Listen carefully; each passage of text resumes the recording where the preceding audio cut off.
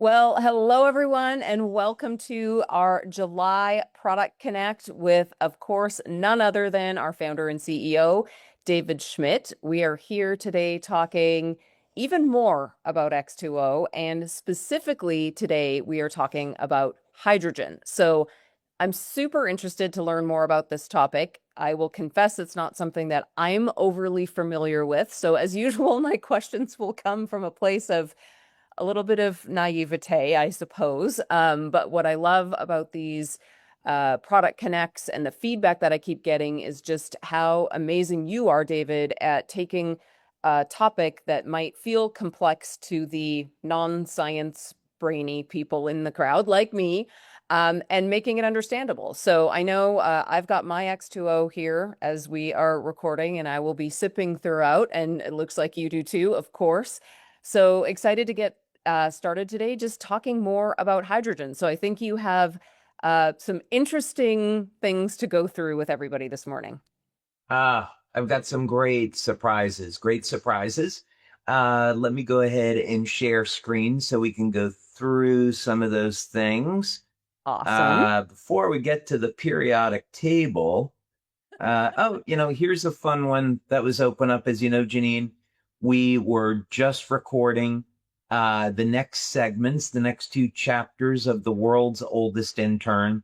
And one of the things that was really enjoyable was that I got to call Bill Shatner in my office and reprimand him as part of the storyline that we had for part 2 and 3. And we had a lot of fun with it. And of course, this is a lobster on my desk that represents the foundations of X2O.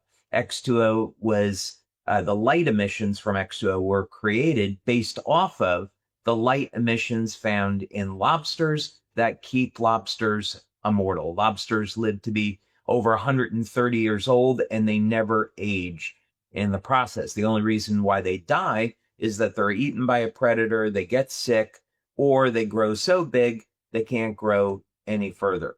But they're truly amazing. And if it weren't for the humble lobster, we would not have our X2O water machine. So we're grateful for that. But that's not really the reason why we wanted to have this here. I have been investigating hydrogen for a very, very long time, since the 1990s, and even actually a little bit earlier than that. But when I was doing work for the US Navy, looking at new methods of generating power, new types of oxygen supplies. One of the technologies that I invented, there was actually a whole platform of technologies, and it was based around novel methods of making and using hydrogen. And so the subject of what hydrogen is, how to make it, and how to use it properly, something that I've studied for a long time, and I want to share some of that with everyone today, how we can apply hydrogen to the body in a novel way in our X2O machine for improving health. So I love that. And I'm actually so glad you started with that, David, because I feel like hydrogen is something that most people, including me, have been hearing about more recently. So I was actually super curious about how long it's been studied. And I certainly didn't know that you've been personally studying it for that long. So I love that you started there kind of with that foundation because, we're inundated with information all the time and, even on social media. And it's like, you should be doing this and you should be doing that and you should be taking this and you should have that supplement. And it's like, well, how new is this? How novel is this? How long has this been around? How long has it been studied? I'm always curious about that because it feels like the longer something's been studied, generally speaking, the more we know about it, right? yeah, actually, that is a surprisingly difficult question to answer. And I'm going to Oh, tell you why. One of the researchers in hydrogen was Patrick Flanagan. And I had the privilege of meeting Patrick many, many years ago, back around 2005 or so, when LifeWave was in its startup phase. Patrick was an absolutely brilliant scientist. He had been in a government think tank. He had created a language for communicating with dolphins, amongst many, many other things. Wow. But he had about a 30-word vocabulary for dolphins. That is so cool. Yeah, Random, but cool. He was quite something. But one of his passions was hydrogen, and trying to figure out why people in the Hunza Valley lived as long as they did. And he came to the conclusion that there were several conclusions that he came to, but one of them was that there were novel silica compounds in the water that they were drinking, and caged, if you will, within the silica was hydrogen. So he determined, well, hydrogen is a very simple, very powerful antioxidant, so it must be the hydrogen that is responsible for their long life. He was correct in that hydrogen's a very powerful antioxidant, but he was not correct in that being the entire secret of why they have such a long lifespan there. So he got it partially correct. Okay. But one of the things Patrick Flanagan had said to me was that he did a study of an ancient Indian symbol. Now, this goes back, I don't know how long, maybe thousands of years, called the Sri Yantra. And it's nested triangles. There are all these triangles nested within one another. And if you saw the diagram, you would immediately recognize it. And he did a mathematical analysis of this symbol, and he determined that it was the mathematics of the Sri Yantra were the same as the hydrogen atom, so that it literally represented hydrogen. That is fascinating. He also said that hydrogen, it was said that the Sri Yantra, if you studied it, that you would understand the secrets of the universe. Now, I have another friend who's a physicist, and what he tells me is that he believes that hydrogen is not matter, that helium is actually the first element in the periodic table, and that hydrogen exists between our space and beyond. And what's interesting about this is I once knew a scientist from Georgia Tech, and what he said to me is they did an experiment where they took a vacuum chamber. Of course, there's not supposed to be anything inside a vacuum chamber, but we know that's not true today. And they put in a mass spectrometer, and they measured hydrogen atoms spontaneously appearing and disappearing. So it seems like hydrogen comes in from somewhere, a realm beyond ours, a dimension beyond ours, and comes into our space.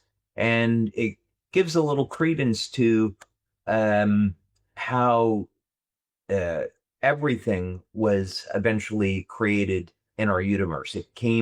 Matter came from somewhere else in the form of hydrogen, and because of I'm getting off track, because of the heat and the other elements were formed. So let's not go down the Big Bang theory here. But in any case, hydrogen is extraordinarily special. It may not be real matter. It may be a doorway between our universe, our dimension, and the next. And it's got some extraordinarily novel properties. And as a matter of fact, even the name hydrogen in Greek means bearer of water. So it was even known that hydrogen gives birth to water when you burn it. Wow. All of this is making me wish I either paid better attention or could recall high school chemistry and physics better. Well, I suppose the question is, how do we use all of this to help us? We're looking at, let's come back to the periodic table. And we've already been through this a little bit. Hydrogen, of course, is the first element. It's the lightest element. And there it is on the periodic table. Very interesting that it is in this list that includes lithium, sodium, potassium, rubidium, These are actually all metals.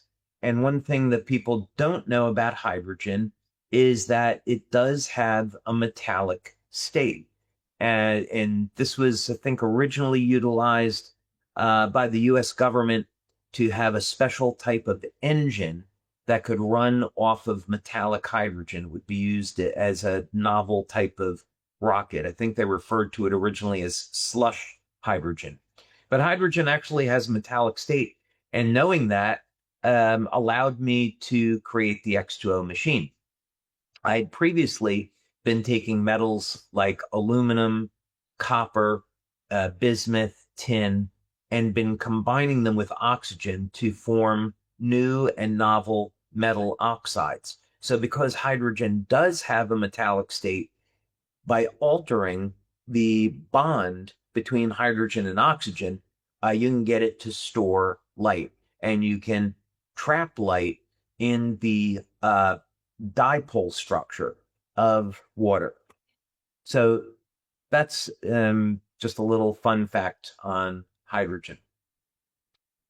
Okay, so hydrogen, people think of it as a source of energy, and that's really not entirely true.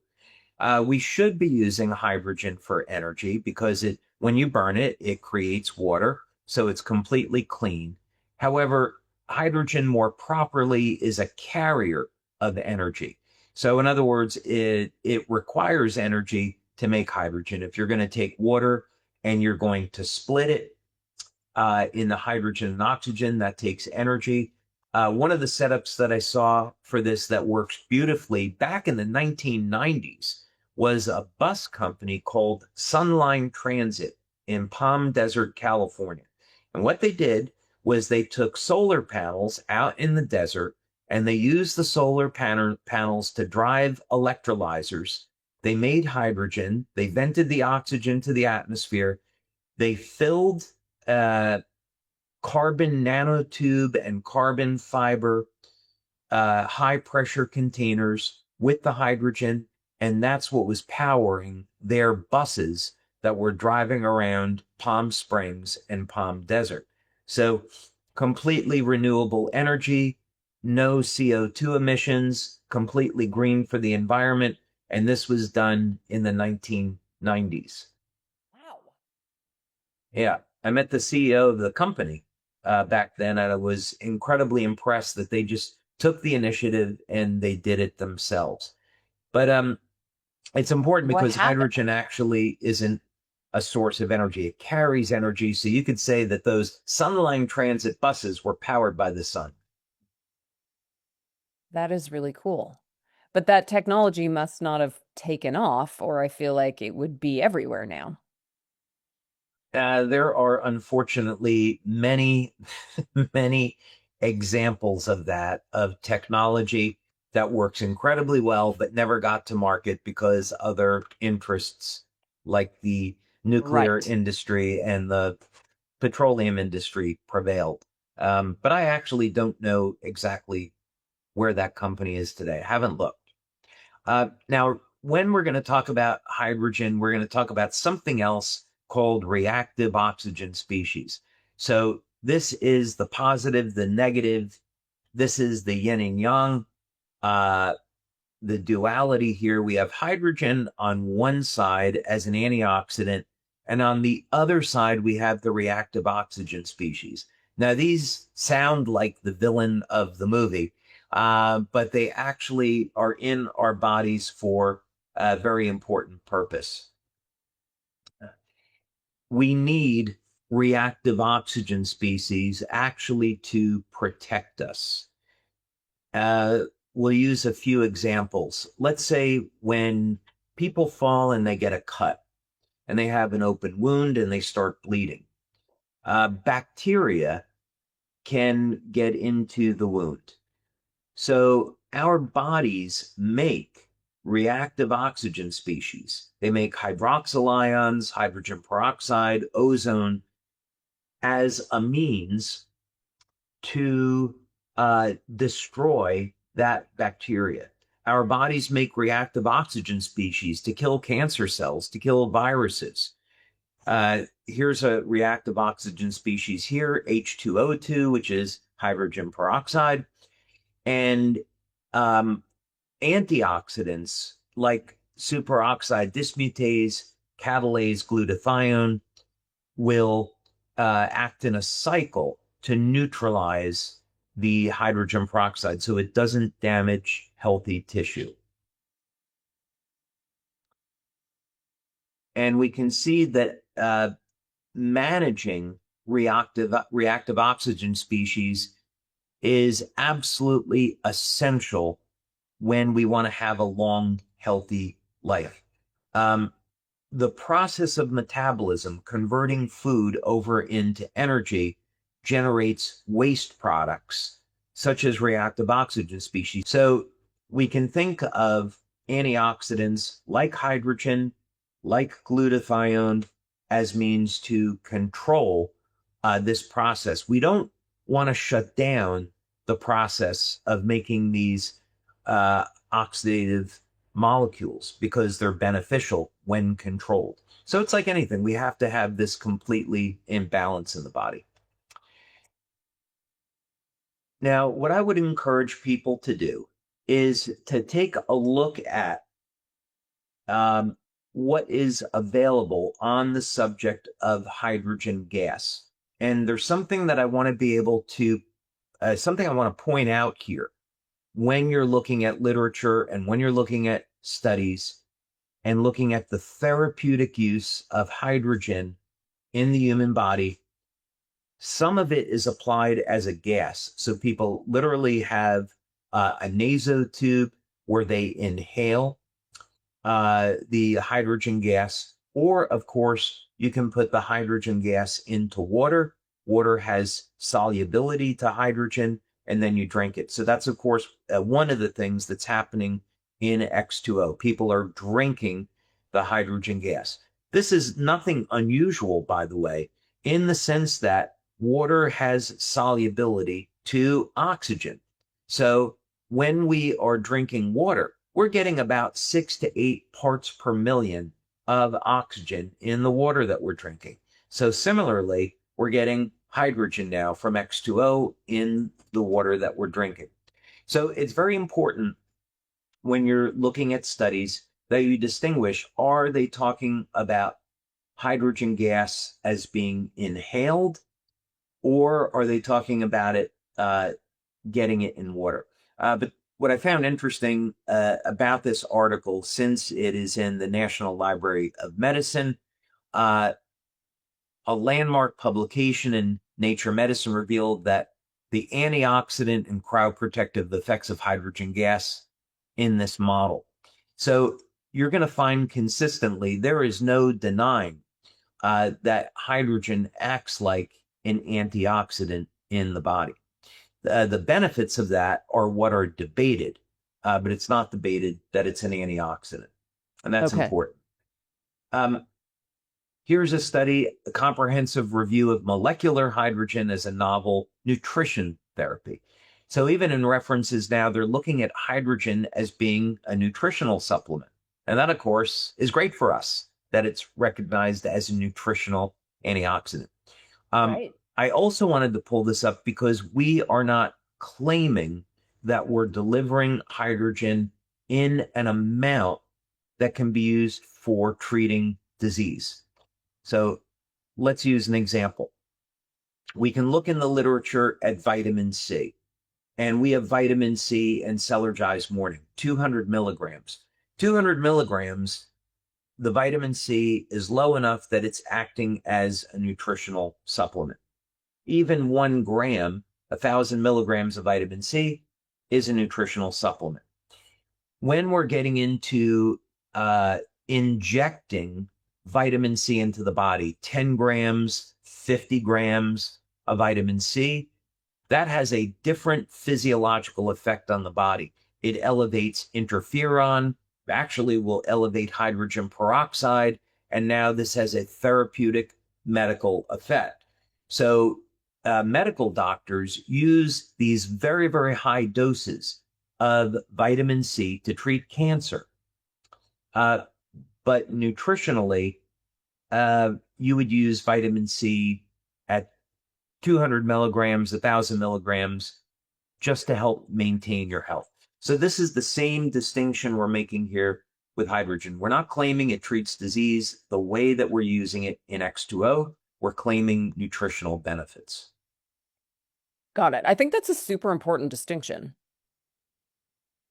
for our brand partners as they're having conversations around hydrogen, coming from X2O. So I'm glad that you touched on that. Yeah, I would agree with you. It's we get people that get excited about our product and they're going out with great intentions, but they're missing that subtlety that the dosing in disease treatment is critical, and that's not what we're doing. No. Yeah. And here again is an article. I'm bringing this up because there are articles where people are saying, well, is hydrogen water a hoax? Is it real? Here's a study. Hydrogen acts as a therapeutic antioxidant by selectively reducing cytotoxic oxygen radicals. So again, when we're talking about the use of hydrogen as an antioxidant to help to balance out reactive oxygen species, here is a study showing that it has that effect. That's important. Here again, I wanted to, again, point to this study. This is not what we're doing. We're not applying it as inhalation in the treatment of disease. This is hydrogen water. And this would be a very common study that would come up if you were to Google search hydrogen water. You'll find a lot of articles that are saying, well, is it good? Is it not good? And the general conclusions are there are definitely studies which show the health benefits of hydrogen water. Most authors say they would like to see larger studies. They want to see long-term studies. They want to see studies with these large population crossovers. And I'm sure those things are going to come in time. But if we think of hydrogen, because it's such a small, the gas is just 2 hydrogen atoms, because it's so small, the benefit is that it can easily pass through the cell membrane and pass through the body. That's its biggest value, is being able to permeate every cell in the body and function as an antioxidant. So it's obviously going to have short-term and long-term benefits, but we probably don't know today all of the long-term health benefits of hydrogen. We know they exist, but there probably isn't a 10-year or 20-year study out there showing what that's going to be. So we want to be cautious relative to any claims that we make. Right. And then I brought up this article because it was interesting, and this refers to electrolyzed hydrogen water. And the way that we make the hydrogen in our system is through the use of magnesium. So there's magnesium that is in the second filter that we have in X2O. The magnesium reacts with water to release hydrogen gas.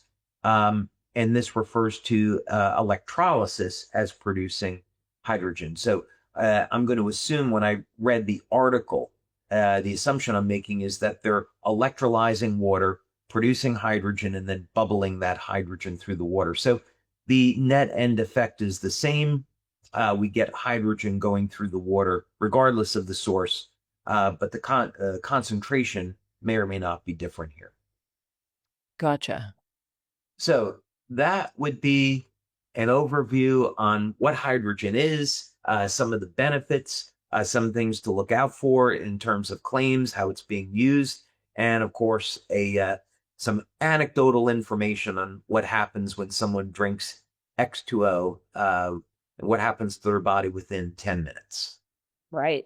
So it sounds like it's important for the extra curious amongst us who are going to go out and do research to really be, I guess, thorough in what you're looking at. Make sure that you're distinguishing, how the hydrogen was delivered to the body, gas versus it being in water.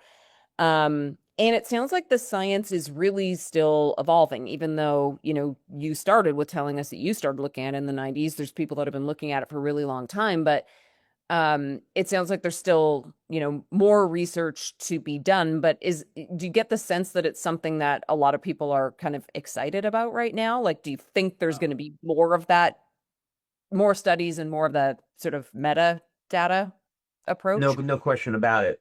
One thing that I should mention about hydrogen that is incredibly excited when we think about that we're putting this into the body is that let's say petroleum-based fuels have roughly an energy content of 11,000 watt hours per kilo. Battery systems, on the other hand, like lithium ion, are down around 500 to 700 watt hours per kilo, somewhere around there. And so this is one of the reasons why you can't really go so far in an electric vehicle today as you could in a gas-powered vehicle. There's other things. Electric motors are almost perfect in their efficiency, whereas car engines are about 17% efficient. So you have to balance this all out.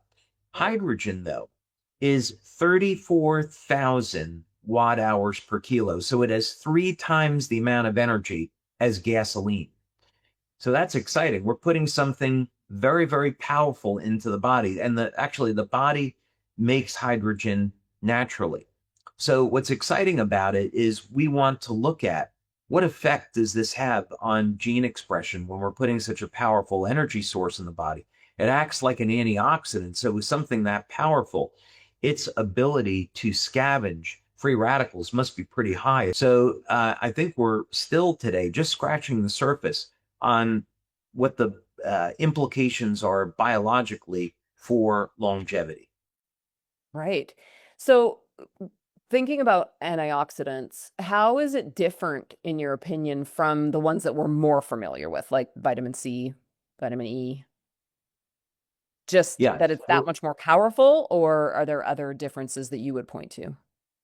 Oh, there's so many subtleties here to consider. Okay. So you would say, harder question than I thought. let's take a good example. One of my favorite antioxidants is astaxanthin. And astaxanthin is found in lobsters, and probably, I think my calculations would show that astaxanthin is capable of lengthening telomeres and causing, I think what you see in the literature is that it repairs damaged DNA. So I am certain that there is a link between the lobster's lifespan and astaxanthin because it's found in their shells, but it has nothing to do with its properties as an it has something to do with its properties as an antioxidant, but the light emissions off of astaxanthin are what make it special. But in the human body, astaxanthin does not occur, of course, naturally. It's not a naturally occurring antioxidant, and it's about 6,000 times more powerful than vitamin C. So we should be taking it. The issue, though, is there is a limit to where astaxanthin will go in the body. So you can't just say, well, I'm going to take astaxanthin and that's it. It almost be looking at like men should take lycopene because it has an affinity for the prostate. People should take lutein, powerful antioxidant for the eyes. These antioxidants have affinity for certain receptors in certain parts of the body. The beauty of hydrogen is that it goes everywhere. It's ubiquitous. We would say that the foundational antioxidants of the body, glutathione, superoxide dismutase, catalase, they're ubiquitous. We find them everywhere. So we want to keep those elevated throughout our life, especially glutathione. But hydrogen, one of the really attractive things about it, not only is it powerful, but it goes everywhere. So we would say that it would be a great complement to all these other antioxidants. I'd say one of the downsides of hydrogen is that it's short-lived. So definitely has its uses, but when it comes to antioxidants and nutrition, a holistic approach, I think, is best. Gotcha. You mentioned, and it was something that I learned while I was looking at a few of these articles that you sent over, in preparation for this, that it's short-lived. So I assume that means it leaves the body fairly quickly. Does that impact the potential benefits, or does it do the job really fast and then get out? That's a Yeah. really simple. Yeah, its benefits will be both short term and long term to a Okay. degree, and in this case, long term is all relative. So you could say short term, it'll work very quickly and produce an effect, and then the effect could last for quite a few hours after that. So you would have something similar with glutathione. Glutathione goes in and out of the body in about 1 hour, 45 minutes to an hour. The half-life is 7 minutes. So glutathione gets used up quickly. The difference is that glutathione is made in the body, providing that it has the resources to do that. Now, people go to the hospital, they get an IV of glutathione, and they do that to remove heavy metals, improve their health, and it has a benefit. So we could look at hydrogen as saying, we could look at hydrogen as we would take it, it's going to improve our health, we can enjoy those benefits for the next couple of hours, and then we could take it again. So this is, I'd say, very consistent with the use of other antioxidants. Okay, cool. I think this is an important question, and I hope I know the answer, but are there any known risks or side effects associated with hydrogen? Like, do we need to be careful, for example, how many glasses of X2O we drink in a day? Or, yeah, Great anything question. that we need to be worried about? If hydrogen is being inhaled, that's where I would have the concern. Okay. And with any nutrient, there's always a concern that you could take too much. So in nutrition, we would talk about vitamin A as a classic example. There's actually stories of people that went to the North Pole and they killed polar bears and they ate the liver of the polar bears and they died because the vitamin A content was so high that it became toxic in their bodies. So we know, for example, that if you take 50,000 IUs of vitamin A on a daily basis, after a few weeks, it's going to build up to toxic levels in the body. That's because it's fat soluble. Vitamin D is very similar, fat soluble. Hydrogen, though, the dose in water is so low, it's not something that we worry about building up a toxic effect. It's like you wouldn't worry about 200 milligrams or 1,000 milligrams a day of vitamin C for exactly the same reason. Right. Got it. Okay. We're coming up on the hour. So last question from me. Of all the different areas that are being studied around hydrogen and in your own research, what aspect of it excites you the most? I would say what we're doing with our Thunderstrike drone and LifeWave power generation system. So Okay. probably this is a good way to come full circle since we started on it. And I know you weren't aware of this when you asked the question, but nope. No idea where you're going, David. yeah. So No, I think of course, when you go through the Welcome Center, you see the mock-up, the Doug Drexler mock-up of our power generation system that we're going to have. And for those people that are new, in the coming years, we expect to have a 20 kilowatt generator that will be completely clean for the environment. It exists today. Many of our presidential brand partners last year, they won a trip to Denmark where they got to see this technology, touch it, feel it for themselves. But literally, you can put gasoline or diesel fuel into the generator, and what comes out is completely clean air. There's no carbon emissions. We even close the doors to the room. There's no smoke, no smell. And when you put your hand up to the exhaust, it's almost at room temperature, depending on if you're in Florida, of course, or you're in Denmark, very different room temperatures. Very different room temperatures.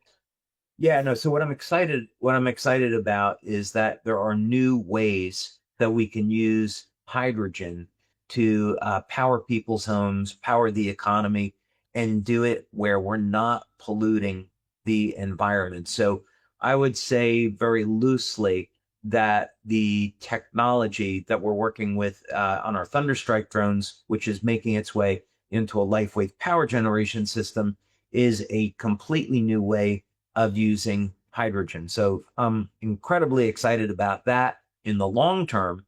But in the short term, I'm excited that we had X2O today so people can improve the quality of their lives with this product. That's amazing. Yes, we don't want to get too excited about home power generation just yet. It's a few years away, but in the meantime, I just about finished this entire glass of water while we were chatting. Same thing. Probably getting saved low a little too. bit to the end. And we'll be excited about what it's doing for our bodies. So thank you once again for all of this information, for taking a pretty complex topic and, making it into something that makes sense for the non-sciencey people like me, and getting us excited about the benefits that X2O can have for the people that we are already sharing that technology with in the United States, and that we will be able to share with in more countries around the world in the coming months. So thank you yet again, David. We so appreciate your time, and we hope you all have an amazing day out there. Thank you. Thanks, everyone.